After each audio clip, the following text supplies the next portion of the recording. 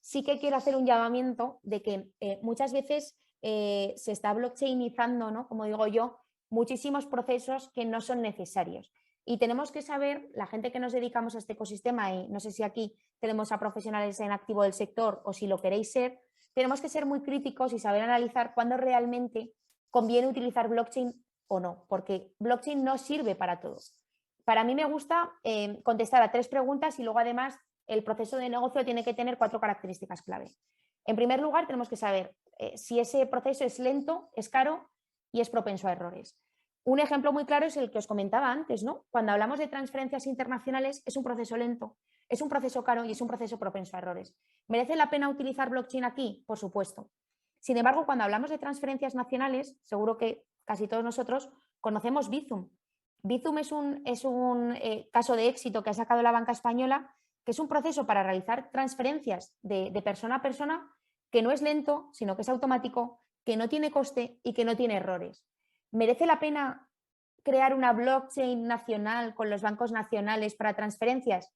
Pues realmente no. O sea, realmente sería meter complejidad por meterla. Por lo tanto, esto es importante que lo sepáis porque al final, no por meterle blockchain a los procesos van a ser más rápidos o no. O sea, tenemos que ver si realmente el coste-beneficio, porque aplicar blockchain no es barato, según la aplicación de blockchain que hagamos, pero si queremos construir una infraestructura nueva con una red privada, etcétera, suele ser bastante caro. Entonces, tenemos que ver si realmente estamos ganando eficiencias o no, ¿no? Entonces, esto es un mensaje que me gustaría dejar claro. Y luego, el proceso de negocio tiene que tener aparte 4 características necesarias. Tiene que ser una base de datos común, que sea compartida.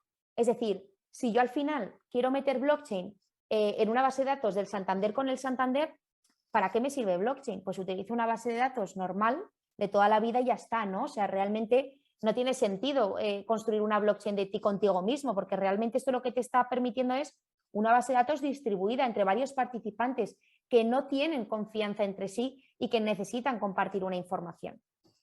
Esto me lleva a la segunda. Tiene que haber la existencia de partes en conflicto, que no tengan confianza entre sí. Si yo al final estoy hablando de aplicar, por ejemplo, blockchain en un grupo empresarial, el Banco Santander, ¿no? El Banco Santander al final tiene muchas entidades porque tiene el Banco Santander Chile, el de España, el de Argentina, el de Brasil y cada uno, digamos, que opera individualmente.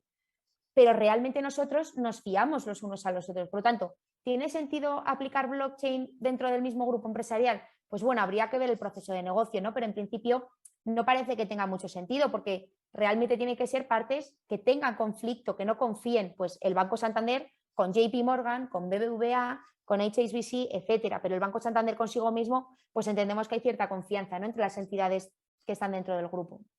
Por otro lado, esto es muy importante, tiene que ser un registro que nos interese que sea inmutable. ¿Por qué? Porque si al final esto lo quiero poner para basar toda mi contabilidad, por ejemplo, dentro de una blockchain, no tiene sentido porque la contabilidad va a estar variando prácticamente segundo a segundo. Entonces, ¿tiene sentido utilizar una base de datos inmutable para un procedimiento de ese tipo?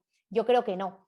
Para lo que puede tener sentido es, oye, al final de año, cuando cierre las cuentas anuales, puedo registrar una referencia de esas cuentas anuales dentro de una red de blockchain. Ahí sí, porque no o sea, me conviene un registro inmutable. Quiero que esas cuentas, digamos, que queden selladas, que yo después no las voy a cambiar.